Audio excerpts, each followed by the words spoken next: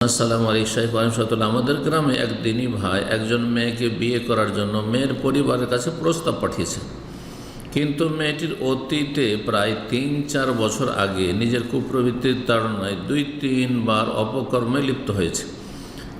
নাসাউল্লাহ সালামত আফিয়া।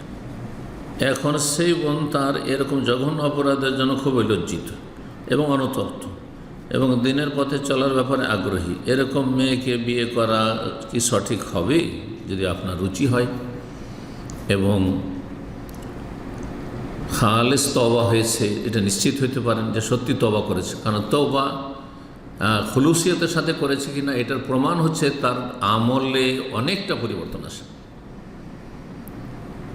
বেপর্দা ছিল, এই নয় যে ব্যভিচারে লিপ্ত হয়নি, কিন্তু এখনও বেহায় বেপর্দা ঘোরাফেরা করছে, বেপরোয়া ঘোরাফেরা করছে, তাহলে জায়েজ নয়, তওবা করেনি। জি, এখনও বেনামাজি, এখনও বিভিন্ন পাপ রয়েছে,